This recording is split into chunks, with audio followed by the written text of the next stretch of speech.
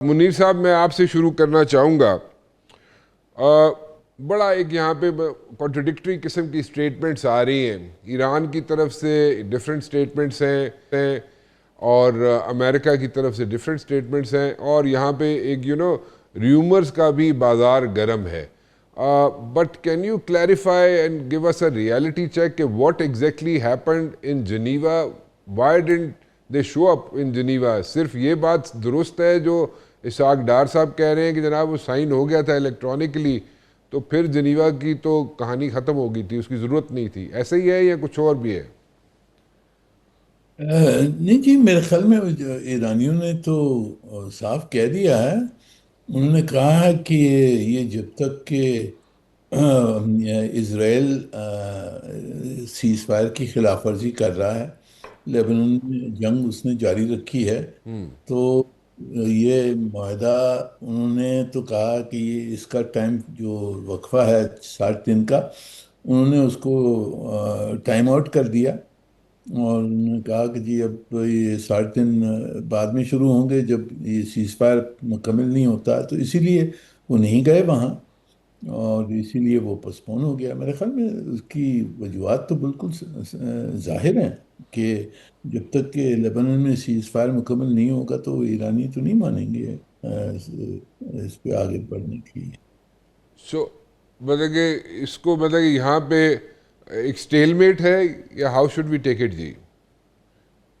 جی نہیں، I think the whole agreement is in danger۔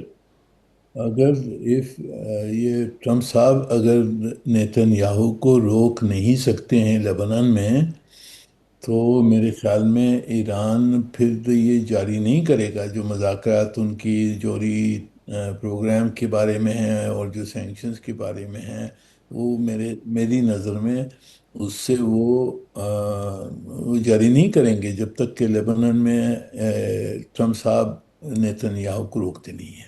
یہ ظاہر ہے۔ ایران میں میرے خیال میں بہت ہارڈ لائن پوزیشن دی ہوئی ہے۔ وہ سمجھتے ہیں کہ ہم نے جیت لیا ہے، وہ غلط ہو یا سچ ہو، ان کی سمجھ میں یہی ہے۔ اور بڑی یعنی ہچکانے سے یہ جو معاہدہ سائن کیا، اس نے آپ نے دیکھا ہوگا جو سپریم لیڈر کی جو سٹیٹمنٹ آئی ہے، اس سے تو یہی نظر آتا ہے کہ وہاں بھی کافی اپوزیشن ہے، کافی لوگ ہیں، وہ سمجھتے ہیں کہ ہم جنگ جیت رہے تھے اور یہ معاہدہ صحیح نہیں ہے۔ اسی طرح سے اسرائیلی لابی ہے امریکہ میں، وہ بھی اس کے خلاف ہے۔ تو یہ دونوں طرف سے معاہدے کے اوپر حملے ہو رہے ہیں۔ ٹرمپ صاحب کے اوپر بہت تنقید ہے یہاں اسرائیلی لابی کی، اور اسرائیل یہی ان کی سمجھ ہے کہ ہماری لابی جو ہے وہ ٹرمپ صاحب کو منوا دے کہ ہمارے اوپر دباؤ نہ ڈالیں، لیبنان میں ہم جنگ جاری رکھیں، یہ معاہدہ نہ ہو۔ تو یہ دونوں طرف سے معاہدے کے اوپر حملے ہو رہے ہیں۔ میرے خیال میں بہت نازک وقت ہے یہ۔ سو مطلب کہ اس میں اگر یہ کہا جائے کہ 60 ڈیز کا ٹائم سپین جو ہے، جو یہاں سے شروع ہونا تھا ایم او یو کے بعد، وہ ابھی سٹارٹ نہیں ہوا یا ہو گیا؟ ایران کے کہنے سے تو یہی نظر آتا ہے کہ سٹارٹ نہیں ہوا ابھی۔ امریکہ پتہ نہیں کیا چاہتا ہے، امریکہ کی کیا سمجھ ہے۔ اب یہ جو 60 دن کا وقفہ تھا، یہ یعنی کہ بہت چھوٹا ٹائم ہے یہ، پوری یہ مذاکرات جو نیگوسیشن ہے اس کو کمپلیٹ کرنے کے لیے بہت کم وقت ہے۔ کیونکہ اس میں بہت پیچیدہ ٹیکنیکل پولیٹیکل مسئلے بہت سارے ہیں جس کو ریزالو کرنے کی ضرورت ہوگی۔ تو اب دیکھتے ہیں۔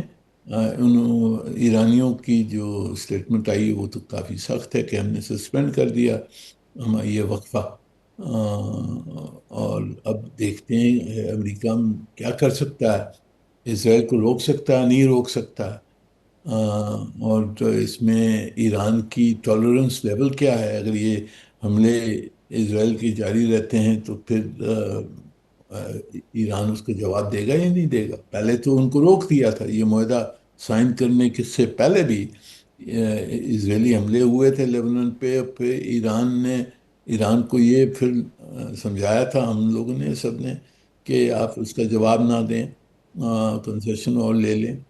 تو اب دیکھتے ہیں کیا ہوتا ہے۔ ٹرمپ صاحب اب تک تو ناکام رہے ہیں نیتن یاہو کو روکنے۔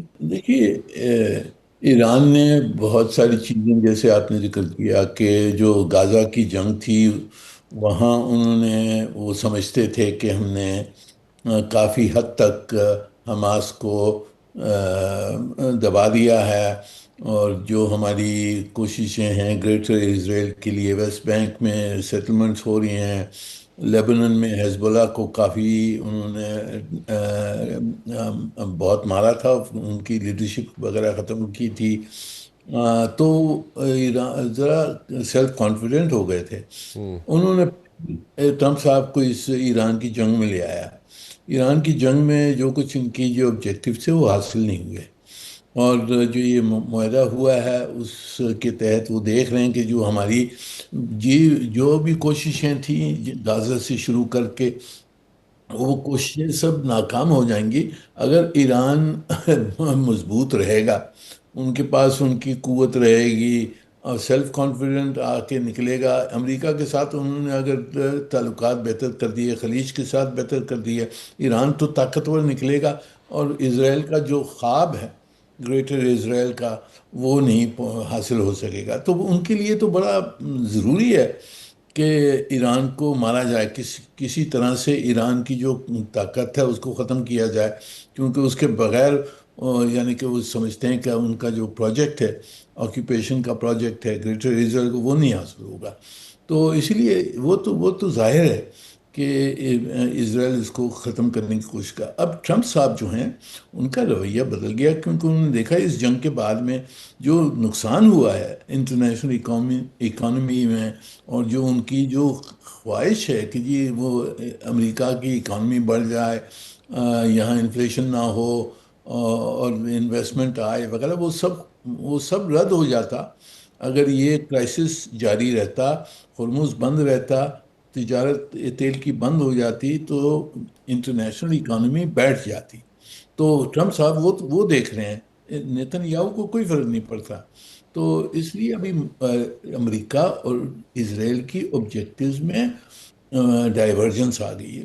جہاں تک یہ مسٹر حقبی جو ہے، وہ دیکھیں، نہ صرف وہ اسرائیلی لابی کو وہ سپورٹ کر رہا ہے، اس کی ایک ایونجلسٹ موومنٹ بھی ہے۔